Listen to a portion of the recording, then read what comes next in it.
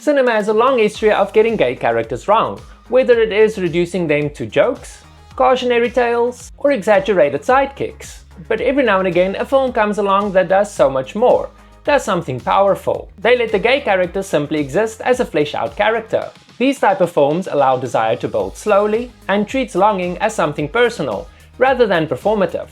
In this video we're counting down my picks for the top 10 movies that got gay characters right, without reducing them to stereotypes. Before we get into the video, I just want to give a special shout out to my Patreon members. If you don't know, I do have a Patreon channel as well, where you'll find exclusive content like extended versions of YouTube videos, exclusive videos, and so much more. You can check it out by clicking on the link in the description of this video.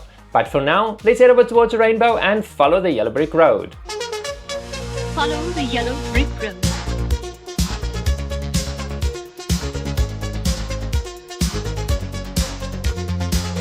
I can't ask you in.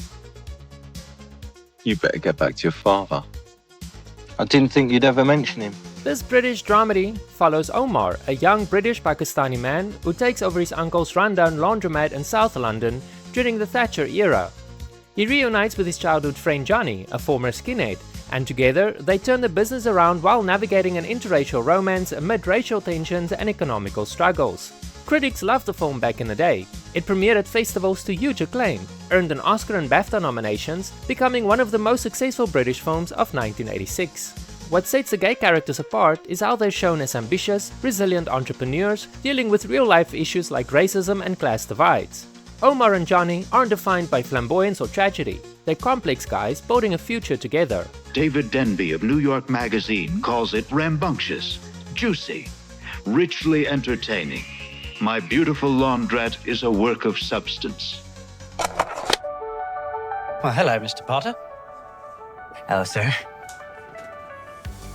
What are we drinking? Set in 1960s Los Angeles, the film tracks a day in the life of George Falconer, a British professor grieving the loss of his longtime partner Jim in a car accident. As he contemplates ending his life, he reconnects with his friend Charlie and a student Kenny, finding fleeting moments of connection amid his isolation. It received widespread praise, with Colin Firth earning an Oscar nomination for Best Actor. Critics hailed Tom Ford's directorial debut for its stylish visuals and emotional depth. The characters of George and Jim aren't caricatures. They're portrayed as intellectual, devoted partners whose relationship feels ordinary and profound. No campy antics or over-the-top drama. It's about quiet dignity and the search for meaning.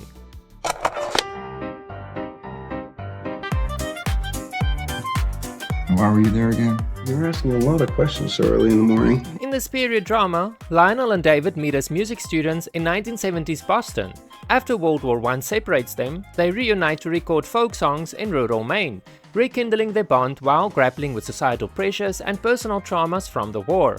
Variety compared it to Brokeback Mountain but noted its more subdued, hopeful tone, with critics appreciating the performances by Paul Mescal and Josh O'Connor. Lionel and David are depicted as passionate artists and scholars, not defined by stereotypes of the era or vice.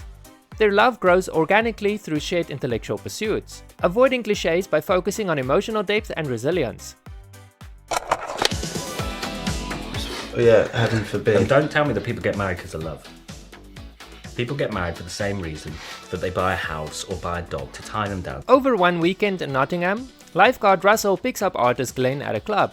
What starts off as a casual hookup evolves into deep conversations about life, identity and relationships as Glenn prepares to move away for art school.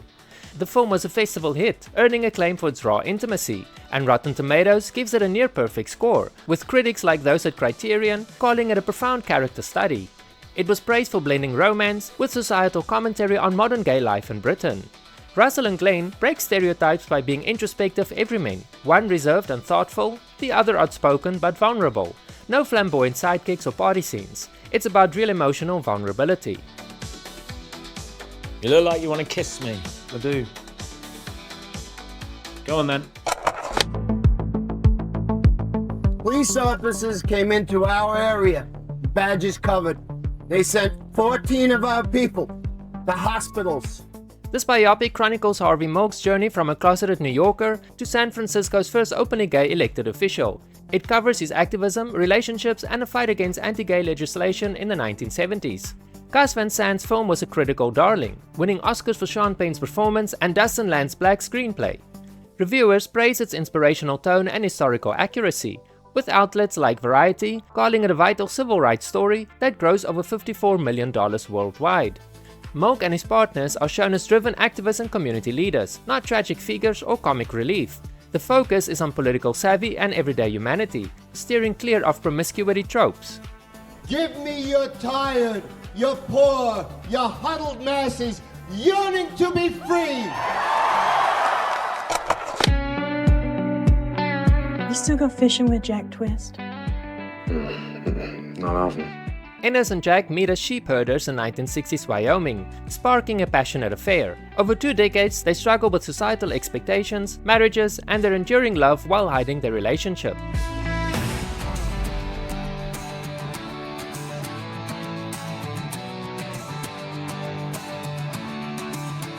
Ang Lee's masterpiece swept awards, including 3 Oscars, and was hailed as groundbreaking.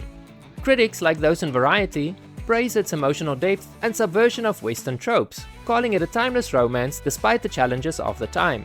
Ennis and Jack were rugged, working-class men whose love defied cowboy cliches.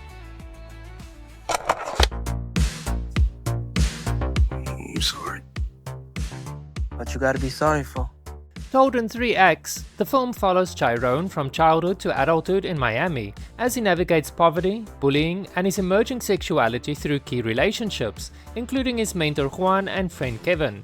Barry Jenkins' Oscar-winning Best Picture was universally acclaimed for its poetic style and themes. Critics raved about its handling of black masculinity and identity, with the New Yorker calling it unbearably intimate, and it became a landmark for black LGBTQ+ representation. Chiron is a quiet, resilient figure shaped by his environment, not stereotypes of flamboyance. Try to forget all those times. Yeah. When we got to Atlanta, I started over. How long have you known? I was around 13. I just want you to know that I love you. I wouldn't change anything about you. High schooler Simon Spear emails anonymously with a closeted classmate called Blue, falling for him while keeping his own sexuality a secret. As one would expect, blackmail forces him to confront his identity with friends and family. This teen rom-com was celebrated as a milestone, with critics like The Guardian calling it charming and crowd-pleasing. It earned praise for its relatable, heartfelt story and diverse cast. Simon and Blue are typical teens, smart, awkward, and kind-hearted, without campy traits or over-sexualization. It's about normal crushes and coming out. Nick Robinson's Simon captures that butterfly's feeling of secret online crushes perfectly.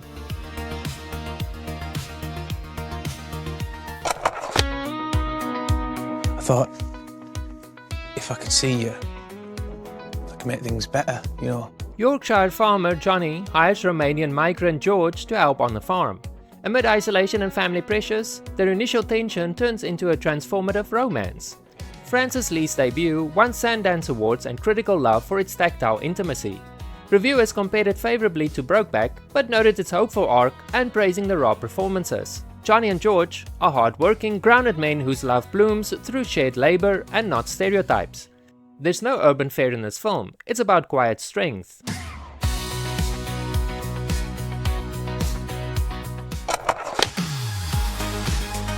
How do you know if lemons are ripe? It's yellow. Unripe lemons are green. After losing his twin brother Rocky, Roman joins a support group and bonds with Dennis, another twinless man. Their relationship uncovers secrets, grief, and unexpected connections. It was a Sundance favorite, with strong reviews for its dark comedy and twists.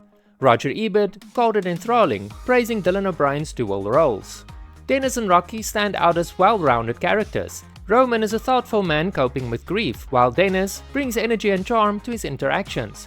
Despite the plot twist, the film mostly sidesteps stereotypes by centering on emotional growth and the nuances of loss, with their diner scenes highlighting that electric pull of a hidden crush on someone who echoes your inner world. I did a similar video in the past about 10 non-stereotypical characters in TV. You can watch that video next by clicking on the link that will be appearing on your screen in a moment. If you enjoyed this video, remember to give it a thumbs up and a like. Hype is not available in my country yet, but as soon as it is available, I'll let you know. Thank you very much for watching this video. Also, don't forget to subscribe. A lot of subscribers think that they are subscribed, but they're not. Over 72% of my viewers aren't subscribed, so just double check that you are subscribed and that the notification bell is on. It is the easiest way to stay up to date as soon as I post new videos. Thank you very much, and I'll see you in the next video.